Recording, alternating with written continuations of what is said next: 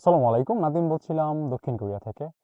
2026 সালে আপনার যদি হায়ার স্টাডি করার জন্য বাইরে যাওয়ার প্ল্যান থাকে, এক্সচেঞ্জ প্রোগ্রাম বলেন বা মেইন প্রোগ্রাম বলেন বা রেগুলার প্রোগ্রাম বলেন, ব্যাচেলর বা মাস্টার্সে, তাহলে কোন কান্ট্রি আপনার জন্য বেস্ট হতে পারে? আর কোন কান্ট্রিতে আপনি দেশ চুজ করবেন, কোন কোন সাবজেক্টের উপর বা অবজেক্টের উপর আপনার দেশ চুজ করা উচিত, আজকে ট্রাই করবো আপনাদেরকে আমি ইন ডিটেলসে বোঝানোর জন্য।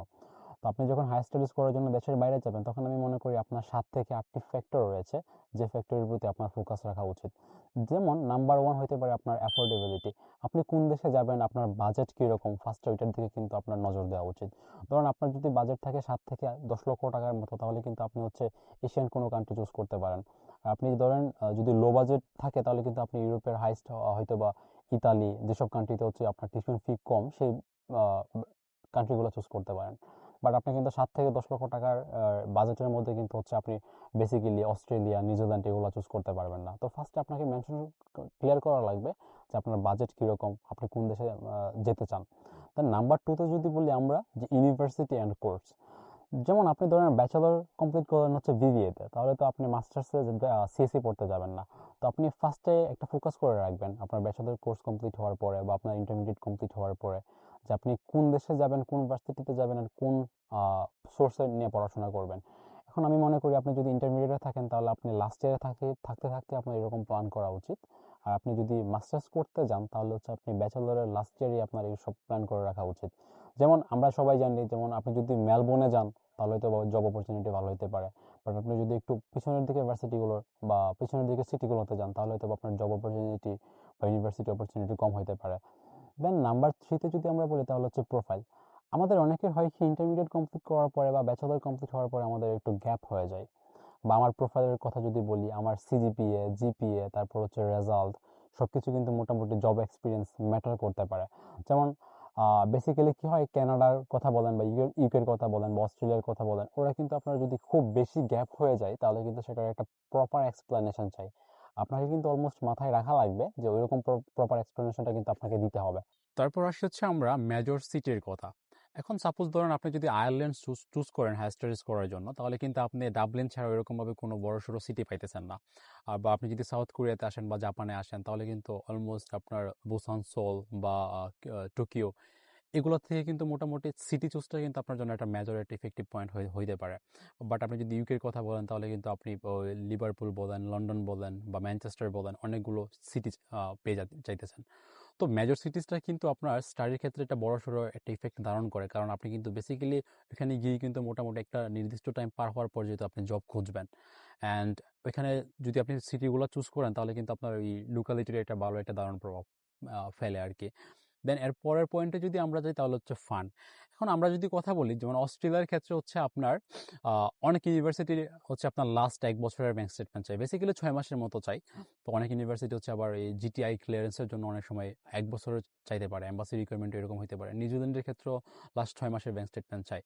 বাট আপনি যদি ইউকের কথা বলেন বা বেসিক্যালি কানাডার কথা বলেন, তাহলে কিন্তু ওরা 50 লাখ টাকার একটা এফডিআর হলে কিন্তু হয়ে যাইতেছে, যেটার তো আপনার যদি ফান্ড সম্পর্কে আইডিয়া থাকে বা ব্যাংক স্টেটমেন্ট সম্পর্কে আইডিয়া থাকে, তাহলে ধরেন আপনি কানাডা যাইতে চান, তাহলে ওই রিলেটেড ওইভাবে কি করবেন, আপনি ব্যাংক স্টেটমেন্টটা গোছাবেন। আর আপনার যদি এটা নিয়ে আইডিয়া খুব একটা না থাকে, তাহলে সাপোজ ধরেন আপনার যখন ইনটেক চলে আসবে, তখনও কিন্তু আপনি হুটহাট করে গুছাইতে পারবেন না। তো এই ক্ষেত্রে কিন্তু আপনার একটা ইনটেক পিছিয়ে যাইতে হয়। আমি এরকম অনেক স্টুডেন্ট দেখছি যারা বেসিক্যালি ব্যাংক স্টেটমেন্টের জন্য সব রকমের ডকুমেন্টস ক্লিয়ার, বাট শুধু ব্যাংক স্টেটমেন্টের ম্যাচুরিটি হয় না।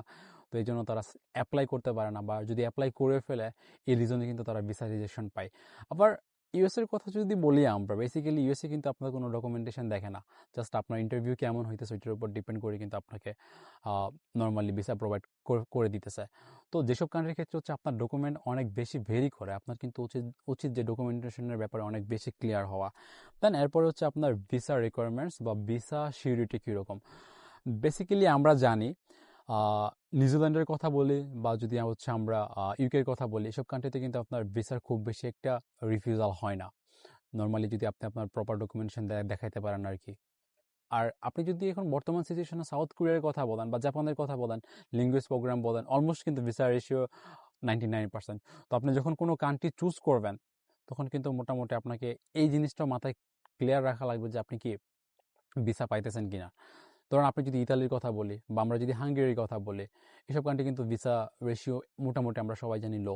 তো তখন যদি আপনি অ্যাপ্লাই করেন, ভিসা যদি আপনার সামহাও ভালো প্রোফাইলে রিজেক্ট হয়, তখন কিন্তু আপনি ভালো একটা সময়ের জন্য পিছিয়ে যাইতেছেন। অ্যান্ড এখানে আরেকটা ব্যাপার কাজ করে, যেমন জার্মানির ক্ষেত্রে যেমন একটা লং পিরিয়ড থাকে, প্রায় 2 থেকে 2.5 বছরের মতো। বর্তমানে যদিও বাংলাদেশ থেকে সময়টা রিডিউস হয়ে গেছে, তো জার্মানি কিন্তু অলমোস্ট 99% ভিসার ইস্যু ভালো দেয়, কিন্তু আপনার কিন্তু একটা নির্দিষ্ট টাইম ওয়েট করা লাগতেছে। এরপর যদি আমরা দেখি যে পিআর গ্যারান্টি, আমি একটা কথা আমার অনেকগুলো ভিডিওতে বারবার বলছি যে আপনি যখন হায়ার স্টাডিজ করার জন্য কোনো কান্ট্রি চুজ করবেন, আপনি দুইটার দিকে বেশি ফোকাস রাখবেন। নাম্বার 1 হচ্ছে পিআর গ্যারান্টি, নাম্বার 2 হচ্ছে আপনার ইনকাম কেমন হয়। যেমন অনেক কান্ট্রি আছে যেসব কান্ট্রিতে আপনি ইনকাম করতে পারবেন বাট আপনি পিআর পাবেন না। তো আপনার যদি ইনকামের প্রতি নেশা থাকে, that's fine, you can go there. But আপনি যদি মনে করেন আমার পিআর লাগবে, আমি পার্মানেন্ট একটা রেসিডেন্স নেবো, তারপর এখানে ভালো একটা জব করবো, আমার বিজনেস অপরচুনিটি লাগবে, তাহলে সেক্ষেত্রে কিন্তু আপনাকে আগে রিসার্চ করা লাগবে। আপনি জার্মানি যাবেন, অস্ট্রেলিয়া যাবেন, নিউজিল্যান্ড যাবেন, নাকি ইউএসএ যাবেন, নাকি ক্যানাডার দিকে চুজ করবেন।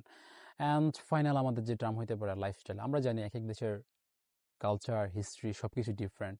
সো মোটামুটি আপনি যদি কোনো কান্ট্রি আপনার ব্যাকেট লিস্টে থাকে, তাহলে আপনি আগে থেকেই প্ল্যান করে রাখবেন যে আপনি ওই দেশে গেলে কি সার্ভাইভ করতে পারবেন কিনা, ওই দেশের যে কৃষ্টি কালচার ওইগুলোর সাথে আপনি নিজেকে মানায় নিতে পারবেন কিনা। তো সব কিছু যদি চুজ করে যান, তাহলে আপনি সামনে যেতে পারেন। তো আমার পার্সোনাল অপিনিয়ন থেকে যদি আমি বলি, 2026 সালে আপনি এসে যদি কোনো কান্ট্রি চুজ করতে চান, তাহলে সেক্ষেত্রে আপনার জন্য ফার্স্ট প্রায়োরিটি হতে পারে মালয়েশিয়া অ্যান্ড জার্মানি। কারণ এই সব দুইটা কান্ট্রির ক্ষেত্রে কি আপনার টিউশন ফি অ্যাফোর্ডেবল। আর জার্মানির ক্ষেত্রে আমরা জানি শুধু ওয়েটিং পিরিয়ডটি আছে, টিউশন ফি কিন্তু নাই।